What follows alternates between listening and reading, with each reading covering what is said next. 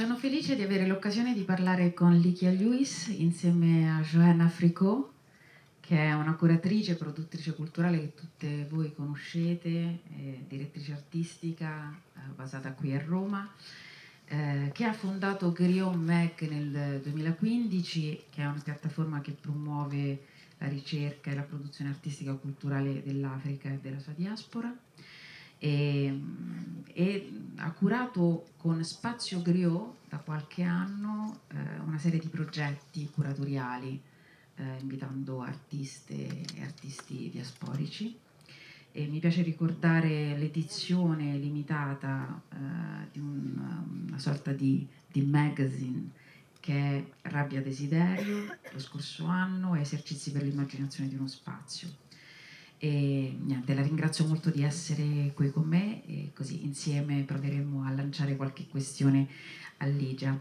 Ho dimenticato di dire che il PRISMA, abbiamo voluto dare un titolo al PRISMA, a questo focus, che si concluderà domenica con lo spettacolo Still No Still al Teatro India. Uno spettacolo con molti interpreti, uno spettacolo corale che ci sembra molto importante e significativo che sia in chiusura dell'edizione come in apertura c'è stata la presenza di Fred Moten al Teatro Argentina. E forse proprio Moten vorrei convocare come primo punto della nostra chiacchierata, perché nel 2018 Ligia, prendendo parola in una conferenza allo Stedelijk Museum di Amsterdam, ha proprio citato un estratto di Fred Moten per introdurre il lavoro Still No Still, che appunto avremo modo di vedere, anzi vi invito a prenotare perché ci sono rimasti pochissimi posti. E appunto lo cito, ricito la citazione che lei aveva riproposto. Da una posizione artificiale ufficialmente assunta, il nero è il nulla, cioè il parente prossimo dell'assurdo, il soggetto patologico e il suo compagno. Cosa significa essere nulla? Cosa significa valere qualcosa? Cosa significa nerezza?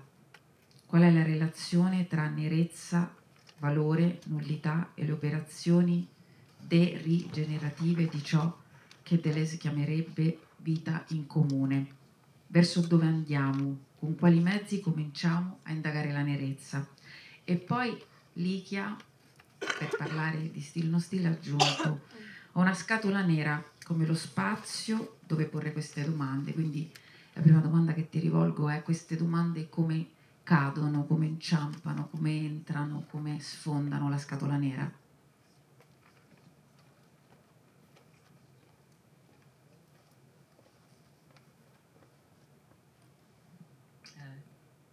Thank you, Piersandra. It's a pleasure to be here, Johanna. Thank you so much also for joining. I would like to first also mention my collaborators for Deader Than Dead. It's Jasper Marsalis, who's singing and also helped me with the musical score. Jasmine Orpia, who's singing in the work. And Austin Rich, the other performer. All LA-based. So to get to Fred Moten's quote, I was very inspired by his reflections on an essay called Blackness, Nothingness, Mysticism in the Flesh, and thinking through this racial mark of being marked and raised black. What are the conditions of possibility for us inside of a world that perpetuates and continues to perpetuate anti-black violence and only understands blackness as a commodity, something to consume, rather than something to contend with? So he suggests a kind of spirit that blackness is made of, that in some ways, by thinking through the spirited, like invoking this, like the spiritedness of blackness, we can find other ways of possibility, other forms of life outside of the continued subjugation inside of an anti-black world. In thinking through some of Moten's thoughts on spirit, and a number of other theorists come to mind. Also, David Marriott, who's a black philosopher based in the United States, also originally from the Caribbean. His thinking on corpsing, and also Saidiya Hartman's work, which you will refer to, is super important, and a number of other black scholars. But what I'm essentially trying to do is try to think in a deep relation to the protagonists inside of the work, and also in relation to the public that will attend the work. So I'm constantly trying to push away the essentialized narrative of told through history of blackness and what it means to be black in an anti-black world. So I recognize that it's very difficult to find what this authentic mark means. I'm working through a history of language and representation that's constantly challenging my own perception of authenticity. So I chose instead to work through a kind of plastic performativity, a kind of to throw this very question of seeing and being seen into question. Like, what are we looking at? What are we seeing? And because my work is often hosted in spaces that would be otherwise considered white spaces in the sense, not in the essential sense, but because of the kind of history of practice of erasure, which is an ongoing struggle that black and brown people experience, and queer folks and trans folks and differently abled bodies. I mean, it's ongoing, right? So this is not new. But I inside of the work, rather than staking an affirmative claim to representation, which would be in the context of the West, or especially in the United States, what the good liberal project would be like. Yes, like take a positive claim for identity and being seen and being in. But I want to throw that very system, that very structure into question. So at the center of my work is critique. In this work specifically, I'm working through the logic of a loop. So this, when it plays in an exhibition space, it's on loop, and the piece was modeled on that idea of a loop. So through the deadening of the work itself, maybe we could arrive at this authentic mark, but it could be only temporary, because of course the space in which it's hosting this very action is in part responsible for some of the violence. And that's just a given across.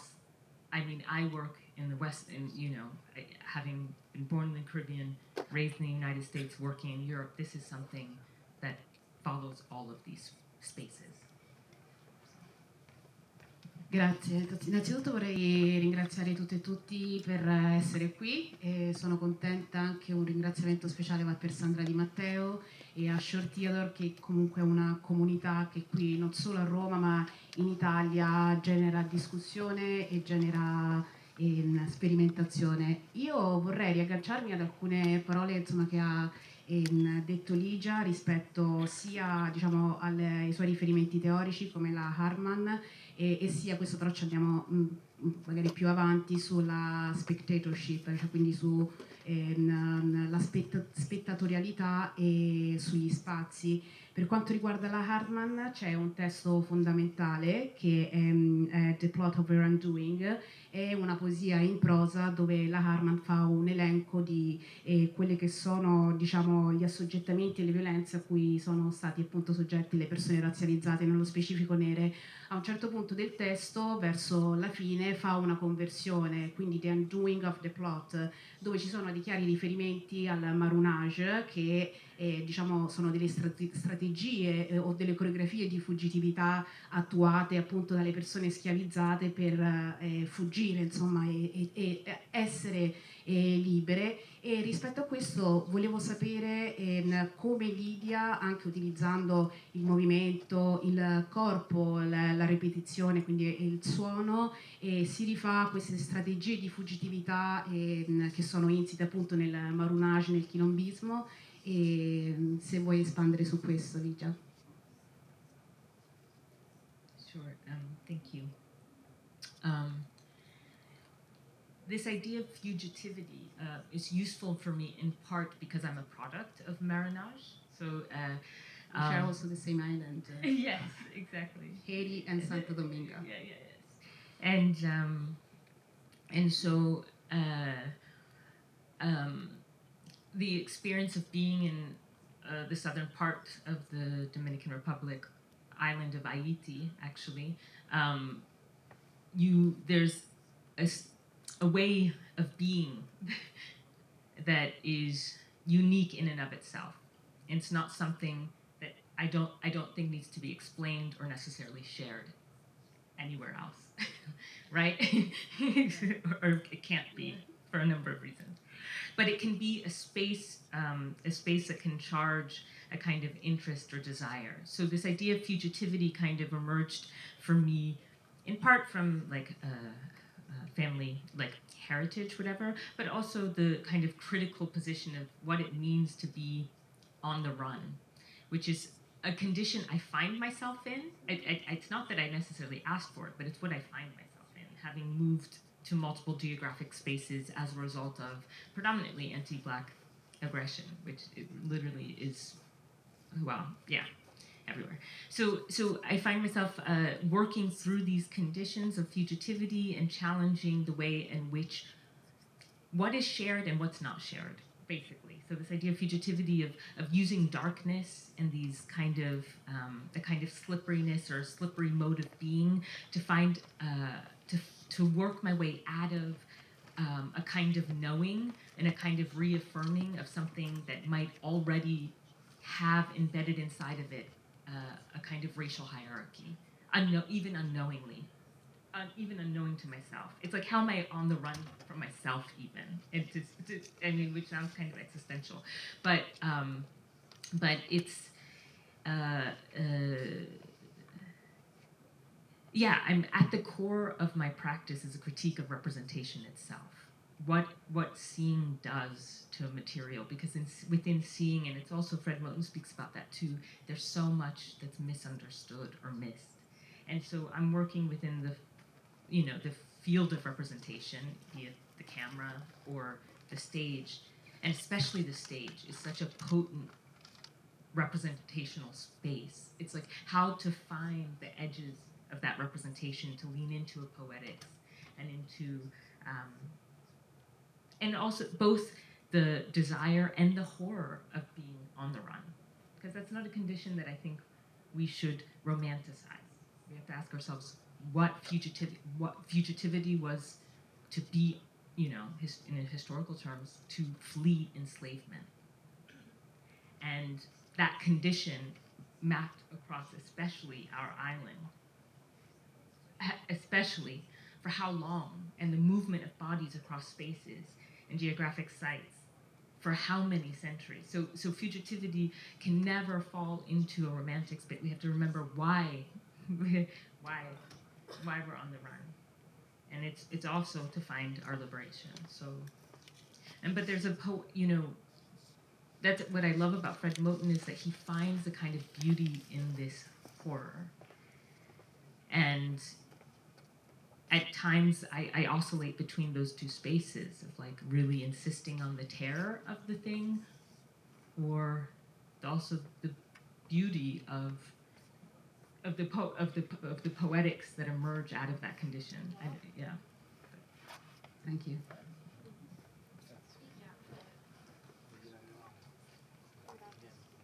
Ecco, avevo spento il microfono. Ligia, proprio rimanendo alla questione che hai convocato su, diciamo, i margini, questo costeggiare i margini della rappresentazione, che è, come dire, una dimensione di sollecitazione in cui collochi la tua ricerca e il tuo lavoro, e per stare molto, come dire, aderenti alla sintassi, o forse sarebbe meglio dire alla grammatica compositiva dei tuoi lavori coreografici, c'è sempre una commistione a livello del gesto tra una dimensione che potremmo definire tragica, una dimensione, come dire, di estremo controllo del gesto, ma anche di, come dire, di convocazione del basso materialismo del corpo, no? Del cadere, dell'inciampare, dello sbattere, del percuotersi, del non essere in grado di sostenere una postura, e la dimensione in qualche modo del comico così convocata è addirittura in alcuni accenti quasi di grottesco, è una dimensione che permea il tuo lavoro in maniera fondamentale, e quindi ti chiederei di dirci un po' questo, di focalizzare la tua attenzione su questo aspetto specifico, e forse potremmo convocare, lo facevi prima citando David Marriott, il concetto di corpsing, cioè questo accidente, questa espressione che in inglese si riferisce a quel momento in cui nello spazio della rappresentazione scappa all'interprete una risata che lo porta fuori dal ruolo, no? Che lo contamina con qualcosa che è una forma di eccesso, qualcosa che non c'entra con la rappresentazione, ma qualcosa che invece lo determina pienamente nella sua presenza.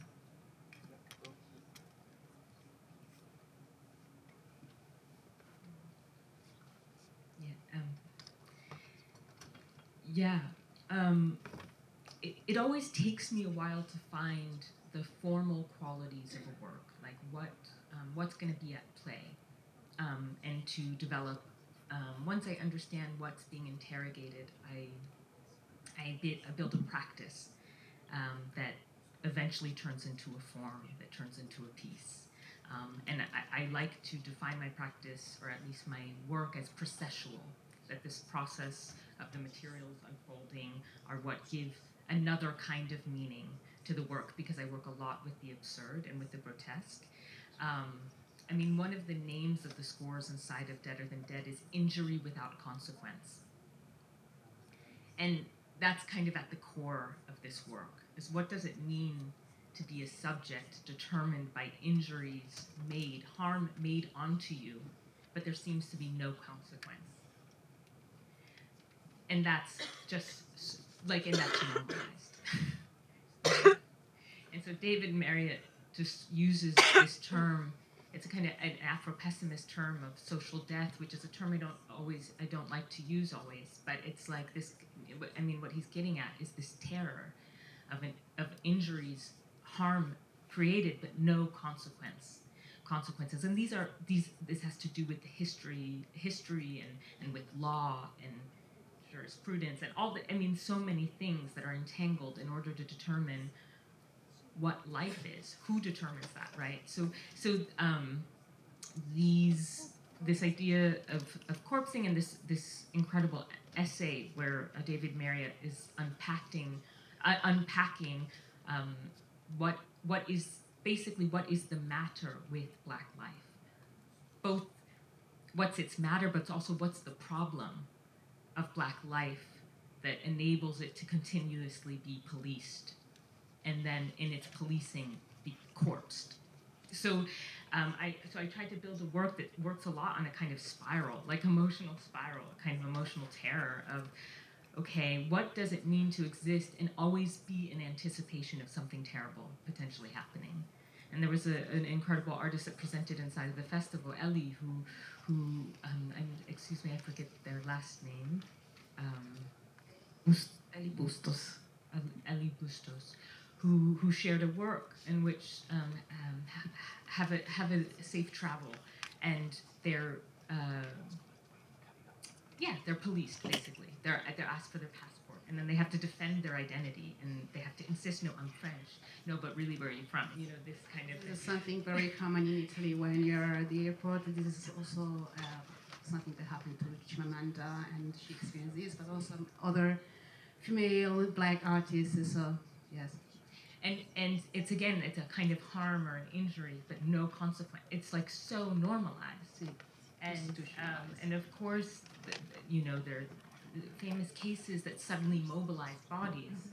But what I'm trying to get at is that the everyday, the mundane, how mundane this is, and then, how do you sit with it? Then how do you build a world based on this condition, right? So it's not very hopeful, and yeah. So the works kind of developed. I used this idea of the danse macabre. So I used this kind of medieval lament, which is a complaint. It's like, so how do you even begin to reckon with how you're being seen when you're in consideration of all of these things, right? And so the work really employs a kind of spiral or loop structure that kind of insists on this decomposition, the continuous corpsing of form. Because at the end of the day, even though I'm giving form to things, I'm critical of form itself. The thing that is trying to make coherent what existence is, something that's supposed to capture it and make it clear and legible. So I really struggle with these questions of legibility, because that's, our bodies are not necessarily legible to our others. Io sì, mi vorrei anche agganciare ad alcuni dei punti che hai affrontato rispetto appunto alla normalizzazione, no, della violenza e alla normalizzazione della violenza sui corpi neri o corpi non bianchi.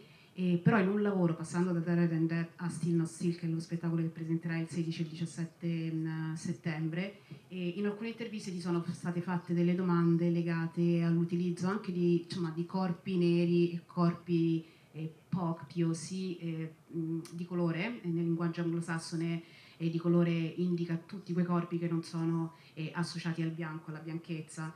Guardando il lavoro Still Not Still mi sono venuti in mente alcuni riferimenti teorici sulla universalizzazione della condizione negra del mondo, così come articolata dal filosofo Achim Mbembe, che per me nello specifico il capitalismo neoliberale mira a mantenere salda quella presa attraverso l'applicazione di dispositivi biologici finalizzati al controllo dei territori delle popolazioni. Questi dispositivi quindi tendono a universalizzare la condizione di soggezione che storicamente è sempre stata toccata ai neri. Hooks invece, parlando di postmodernismo radicale, richiama l'attenzione su quella che è la sensibilità sensoriale, cioè le sensibilità condivise, che superando i confini di classe, genere, razza e altro potrebbero essere un terreno fertile per la costruzione di empatie, cioè legami grazie ai quali si potrebbe arrivare al riconoscimento di impegni reciproci.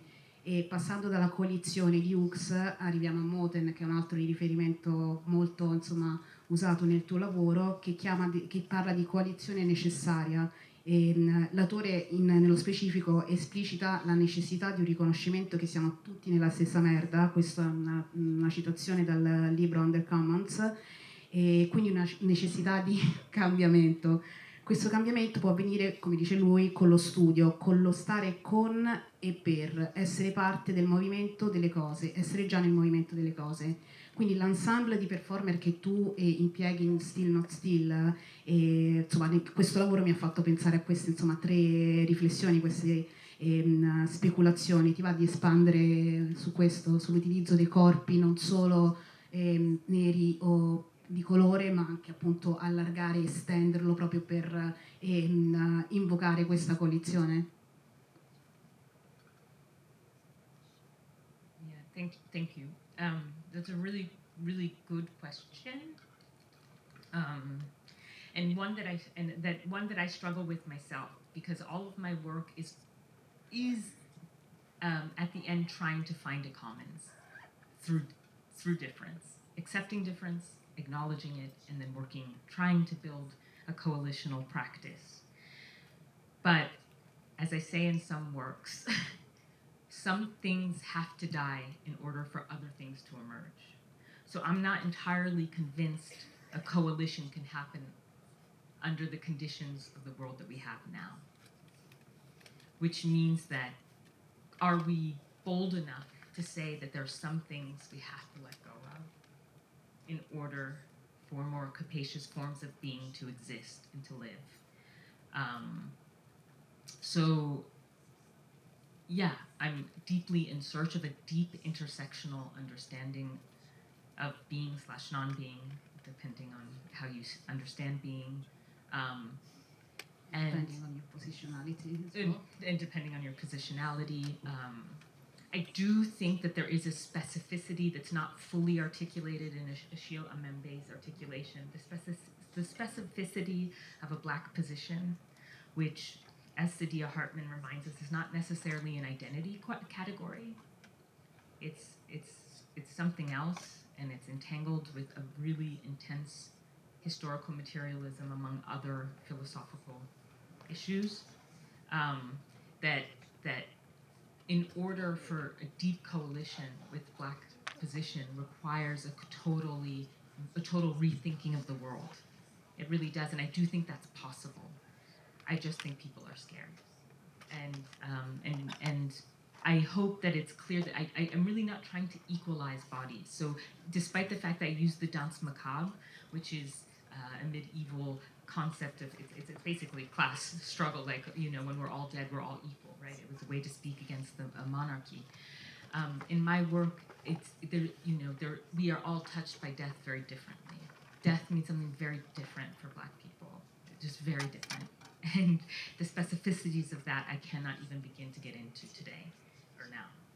So I do think there's a danger to Achille Mbembe's articulations. That's why I wanted to ask you. I mean, there are other things that are stated in his work that I think are very interesting, but I just think it's, you know, we're so much in search of commons and consensus that we forget that when we're doing that it's often the most vulnerable subject that is required to acquiesce. It's the most vulnerable subject that has to jump into the consensus rather than the more dominant figures in that coalition bending the other way. So it's really, you know, coalition is really challenging, and my work is really intense. It's like the images are really brutal, and coming together is not. It's not even about togetherness, to be honest with you. It's not. I don't know if that's possible right now. I'm still throwing it into question, but what I can do is I can organize a group of folks. Organized in difference to agree to what Fred Moten said, like, we're in deep shit. What's at stake? It's usually much more than most people are willing to admit. It just is.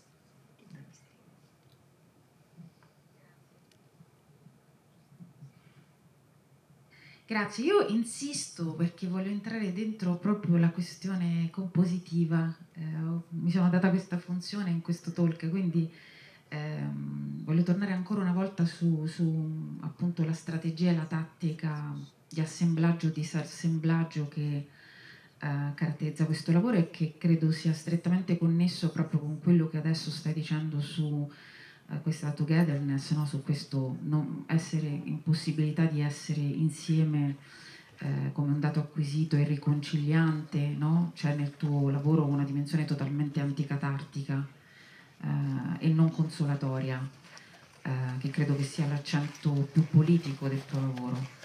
E gioca un ruolo cruciale in questo senso anche non soltanto il gesto e il movimento, ma anche la dimensione sonora, ma anche la voce, l'uso della voce, anche tutta una tattica di sonorità appena bisbigliate che si possono udire da lontano, che sono a fil di bocca, ma che sono anche, come abbiamo visto in The Dead and Dead, colpi sbattuti a terra, che sono quindi tutta una complessa orchestrazione di sonorità che testimoniano proprio questo punto che adesso ci stavi enucleando. Quindi ti chiedo un pochettino di andare a fondo su questa dimensione che non è poi così, come dire, comune nelle pratiche coreografiche, no? Certo, la dimensione del suono ha una funzione fondamentale, abbiamo conosciuta tanta sperimentazione vocale dentro le pratiche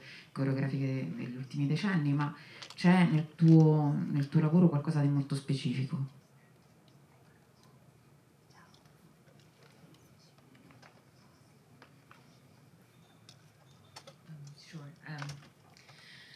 Yeah, thank you for that question.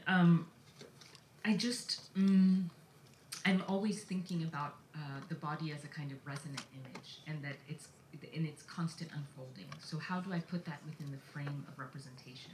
Sound, the sonic resonance of a body in space and time, how it can also signify history, how it can signify a different relationship to temporality, how it allows for us to feel a body differently. So sound is, it's often, I understand what the sonic landscape is going to be relatively early inside of a piece, and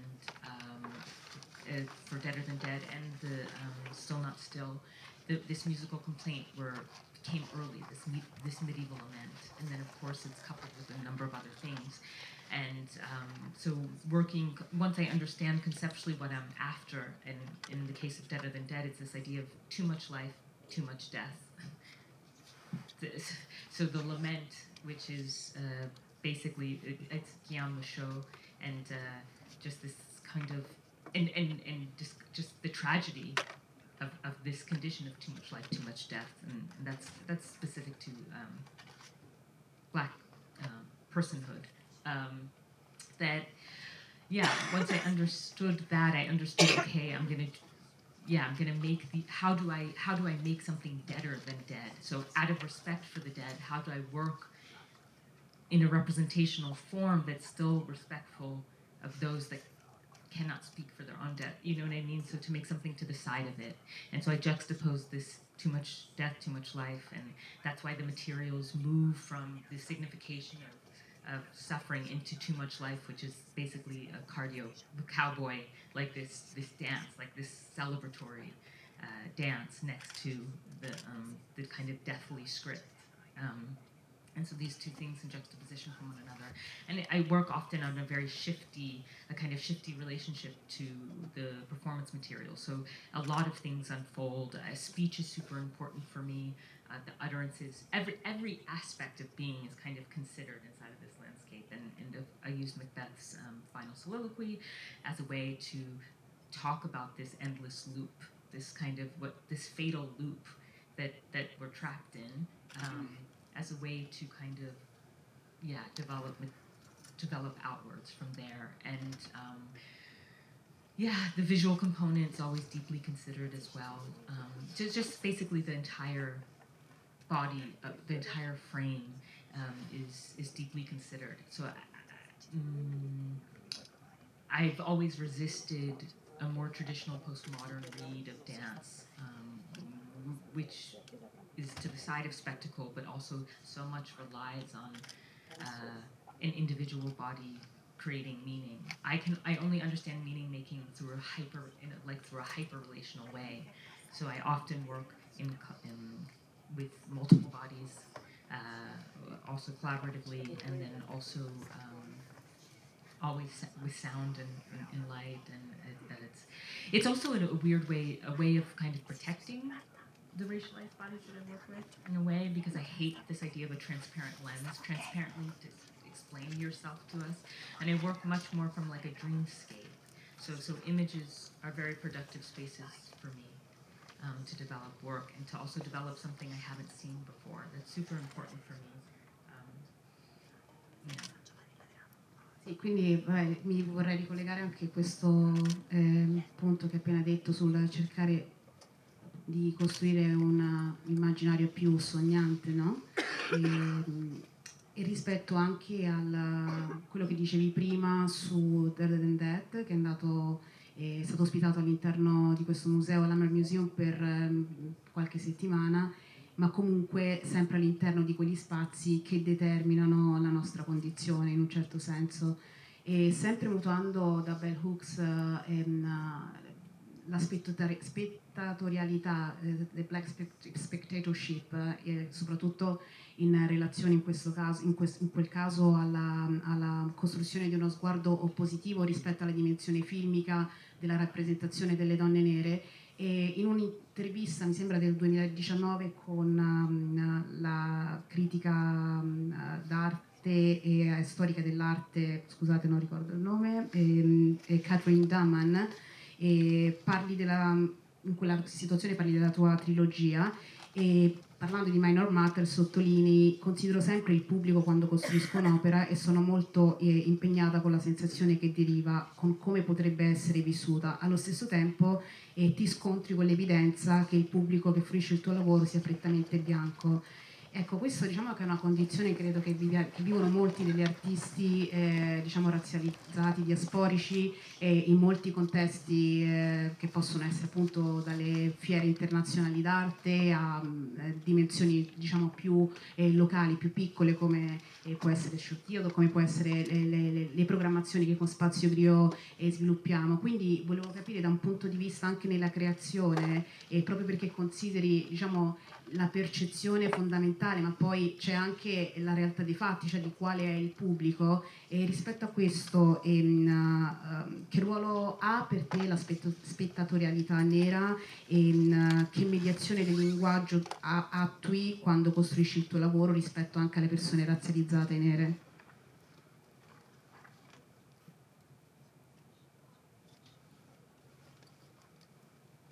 Wow, that's a great question and a difficult one. So, at the same, no, it's great. What I want to try to unpack is kind of difficult and might sound terrible, but as much as I'm interrogating the fact that it's predominantly a white audience in these spaces, even if we were to change the numbers, I'm still interrogating this condition of whiteness that's also inside of us.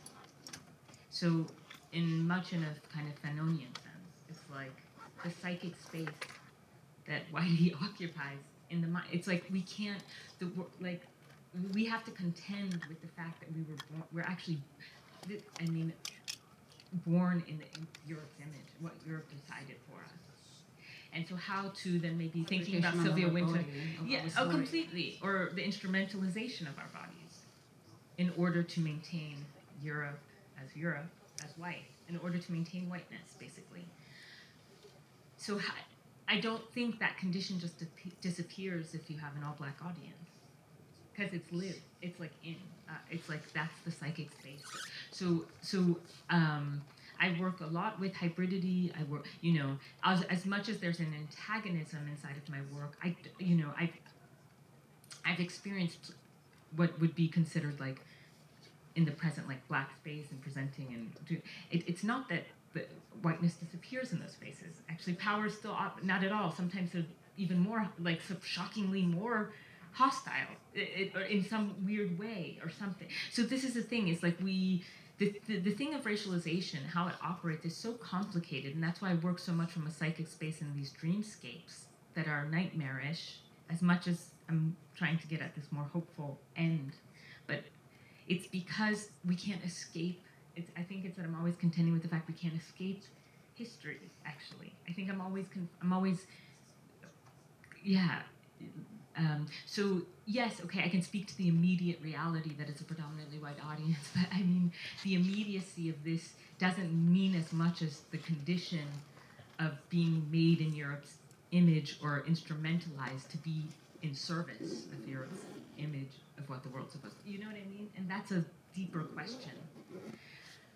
And at the core of it is, many questions, and also Zakiya Mon-Jackson comes to mind now, a really amazing Black feminist scholar who's did an incredible work called Becoming Human, where she really just interrogates this idea of human, like it's a term. I mean, also Sylvia Wynter does it too, a Jamaican scholar. Like, it's a concept. Like, we take it for granted. So it's like, what are the stories that we tell ourselves about ourselves, of what it means to be human and who we are, like, and who's considered human, who's not? Like, these are the questions that I'm asking myself. And okay, it might be the immediate audience is predominantly white. I've come to terms with that. I mean, I live in Europe also. I was like, you know what I mean? And like, it's at a certain point you're just like, okay, right, well, yes. But also, this is okay. And then also to accept that there is no. I want to break this myth of the essential white being the complete opposite of the essential black, right? It's just like these kind of essentialist narratives also I don't think are totally productive. So I'm just kind of contending with basically with often with the history of images and trying to produce something that antagonizes this process of racialization. in hopes of trying to get somewhere else. Thank you, Ligia.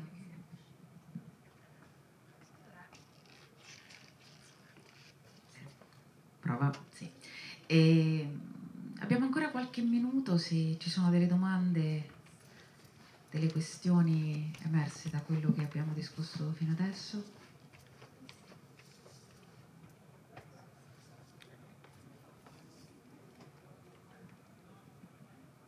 Grazie.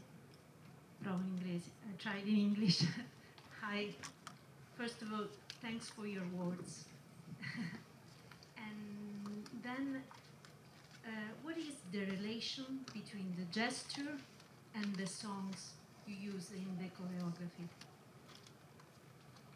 It's interesting. I consider gesture. You mean physical gesture? Yeah. Ah, okay. Interesting. I mean, I was interested in these kind of tragic components of this condition of Black life being entangled with Black death. And so the gestures emerge out of like being seen and injury. Ow. You don't care. And I come back with another injury. You don't care. And I retreat. And so the gestures come out of this kind of antagonism, and the musical component it's the tragedy of it. That's a tragic song, a tragic condition. Yeah.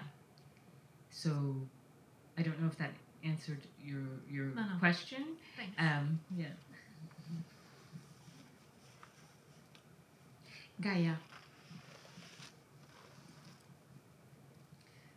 I have a question about your work as an artist, personalized, and I'm curious if you had feel some pressure about talking in your work about Blackness, because I don't know, I see that a lot of time if you work in the art and you're Black, it's natural that you it's natural for the public that you will work about it, but I think it's more complex, and yeah, it can happen, but if happens there is a specifically intention, and yeah, I'm curious about if you when you choose to speak about it and yeah, sorry, I'm not so good in English, but what are the other topics that push you to speak about even Blackness? It's a good question.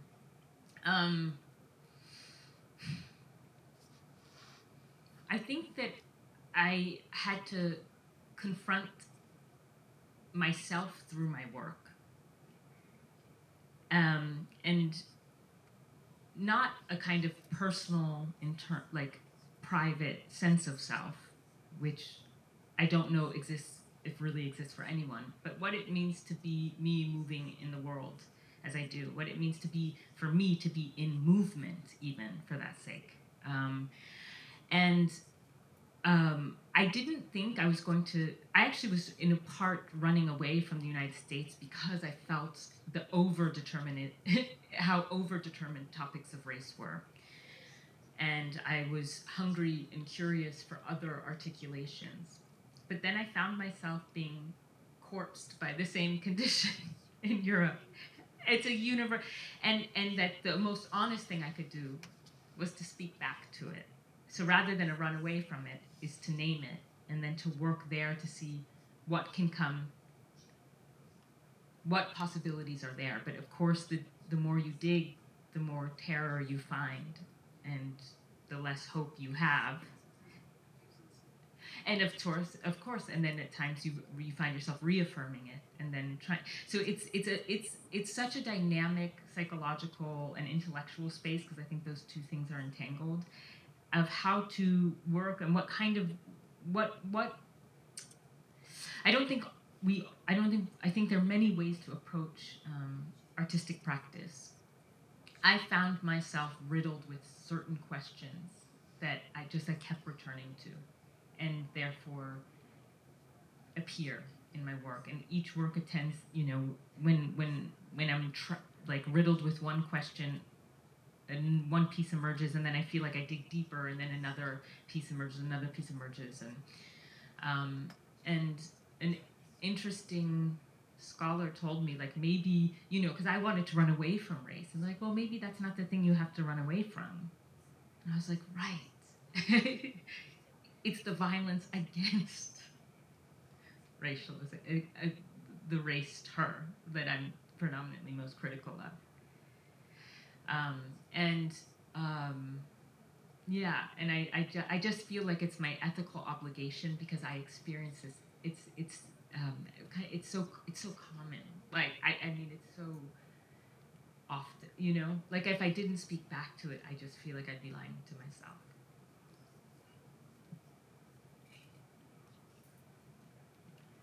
Buonasera, allora, grazie Joe perché ogni volta mi coinvolgi nelle cose artistiche, grazie Ligia, è bellissimo il tuo lavoro, e grazie Short perché finalmente mi sembra di vivere degli eventi come insomma a Londra, nei paesi insomma del nord Europa.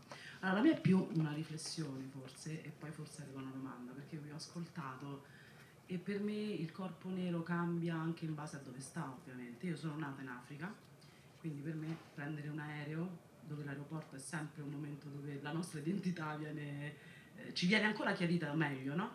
Quindi io talvolta, essendo nata in Africa, mi rendo conto che nell'essere minoranza io sono ancora più minoranza, perché la maggior parte delle mie amiche black qui sono nate qui, quindi non hanno proprio idea di che significa essere neri africani, perché è così. Eppure prendo l'aereo, arrivo in Etiopia nello specifico, e le immagini che vedo sono totalmente black, non sono bianche. Cioè nell'aereo, quando la hostess fa vedere fai così, fai così. E quindi io mi sento a casa, ovviamente, per quanto casa mia è Roma. Dunque gestire emotivamente questo comfort o discomfort a seconda di dove vivi e di dove sei, cioè per me è diventato molto difficile. E come dicevi prima, non si scappa poi dalla storia e non si scappa dalla nostra pelle, anche se vuoi far finta di nulla, perché talvolta anche le nostre reazioni vengono qualificate come esagerate, perché molti neri quando escono di casa non pensano di subire del razzismo, e quando succede, almeno io vengo colta, cioè non sono preparata, e quindi posso reagire male, non so neanche io come reagisco. Dunque questa pressione che viviamo quotidianamente, ci tengo a sottolinearla, è veramente molto difficile. Però al momento noi viviamo anche un'attenzione particolare dei media. Cito per esempio La Sirenetta in versione black, che è la cosa più mainstream che abbiamo visto, eppure lì il problema non era tematico per quanto mi riguarda, ma era proprio qualitativo, a livello di... Cioè, il colore era più scuro, era più cupo, non era una questione di pelle, era una questione proprio di professionalità. Quindi, cioè, secondo la tua sensibilità, che mi sembra essere molto raffinata, quali sono le risposte che ti dai e che puoi dare anche a noi? Grazie.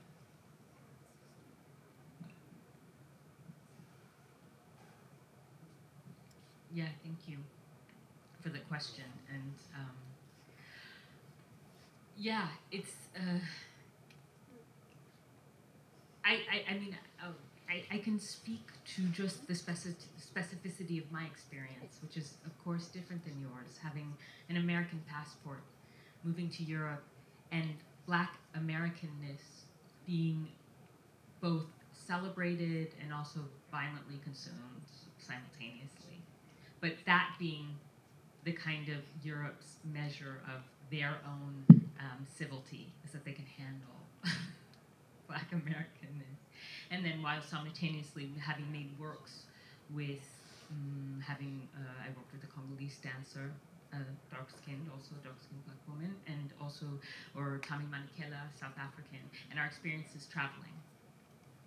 And the ease in which some people move versus others. I'm very conscious of that, and on the level of skin and on the level of geographic site, those things determine movement differently. So I try to attend to that to the best I can as a light-skinned black person with an American passport.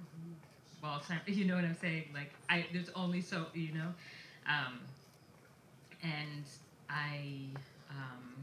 I'm well aware of the fact that, you know, how quickly blackness can get commodified and the danger of that when it becomes a commodity. That's why I love that the Black Mermaid, sorry, I am happy that happened, I won't lie, but like, that's like not even scratching the surface of what we're actually after, right? So I think there are like deeper questions and more than just beyond representational kind of forms of celebration, which happen in that case.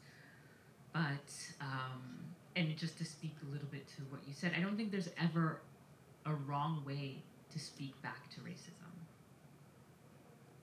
We're made to feel like it's wrong when we're angry or when we speak back, but there's never a wrong way to do it, you know?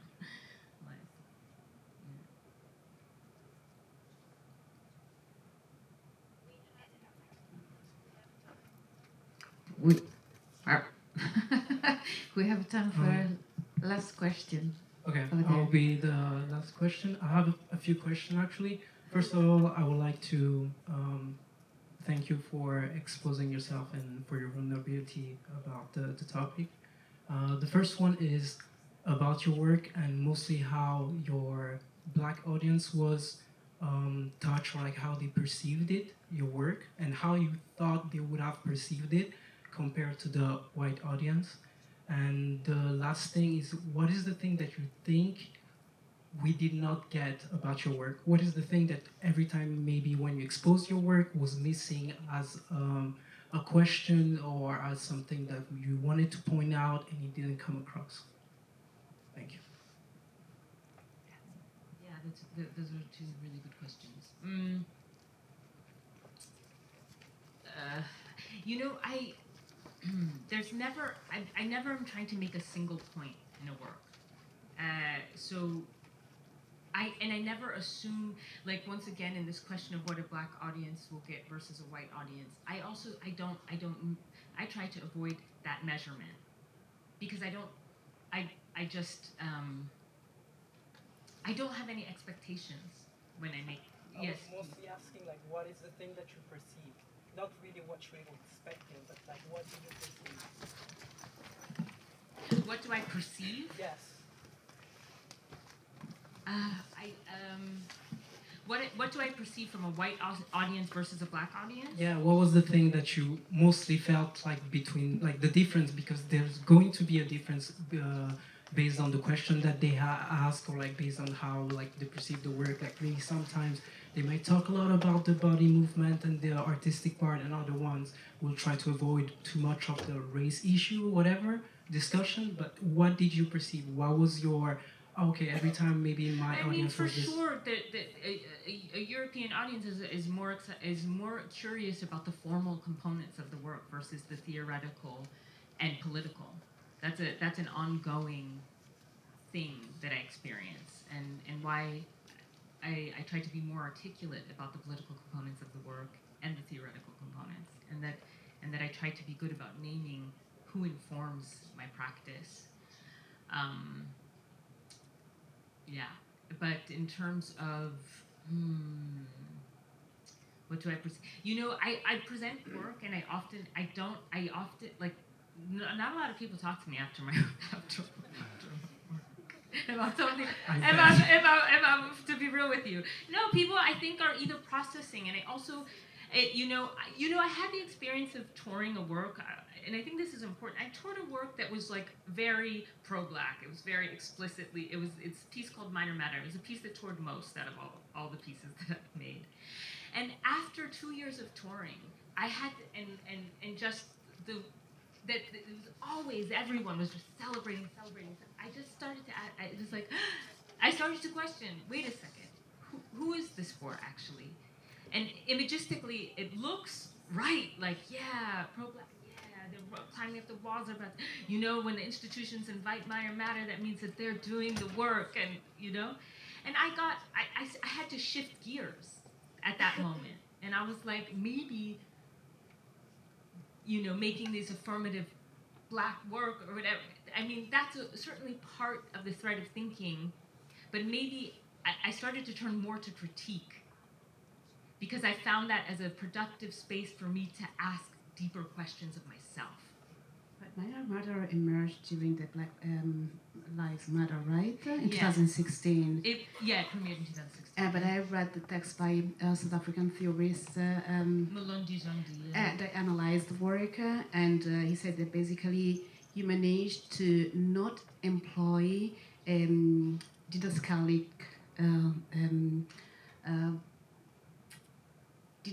movements to explain, you know, like why Black Lives Matter, but rather you use a non-representational language. So maybe the reason why it was highly appreciated or celebrated is because the matter of the Black Lives Matter, but it was not didascalic from what I read in this text. Yeah, I love Molondi. I wish he was here, because he's I love this text. Wow.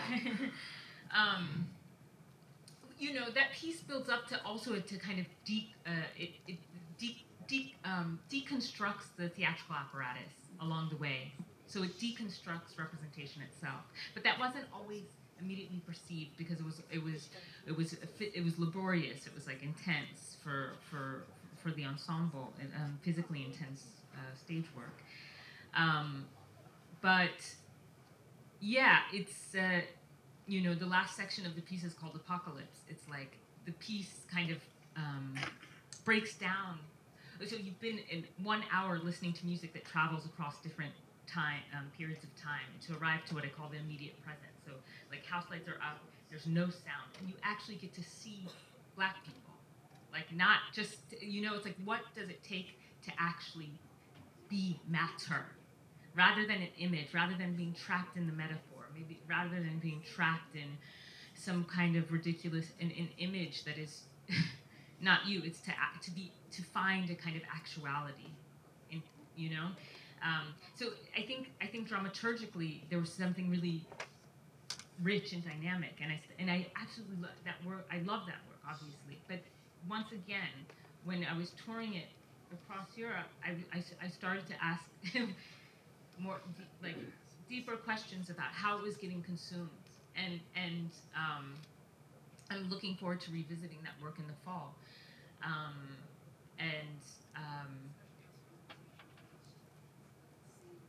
sport and how the work was perceived. You're a Black U.S. performer, and you were presenting a work that was connected to Black Lives Matter in a certain way. So also the perception that people have here in Europe might be different compared to the perception that an audience in general, no matter the color, may have in the U.S. Yeah, and you know, I always try to present my work both in the U.S. and in Europe, because the discourses that shape my work are developed in the U.S. and it's mostly from Black scholars who I love and admire. And so I've always had to, you know, I'm always making sure, because I'm always testing my work. I also am always on the edge of like, what's here, because I'm following a kind of psychic space. Like some of the things I stage, I'm like, I can't believe I had staged that. But then at the same time, I'm like, but I had to do that. So I'm really struggling myself with some of the work. But for me, the more I struggle in a work, the better the work is for me. And so that's why I keep digging and trying to make images I haven't seen before. And it doesn't mean that those images are positive and affirm a kind of futurity that's hopeful. Often not. Actually, as of late, not at all. It's horrible to say that. But at the same time, that's where I'm at. That's kind of it gets kind of painfully real, you know? Whereas I think with Minor Matter, I was a little bit more aspirational. And just to speak to the casting, I was conscious, you know, one of the main protagonists is South African, Tami Manakela. So I consciously made a work that speaks to diaspora, right, minor matter, because I know that there is a way in which that the geographic specificity is so important, because that's another form of racialization, another layer of othering that Europe does. And so, yeah. But once again, I'm limited in my experience. So there's only, yeah. No, just to finish, and then I'll give the mic.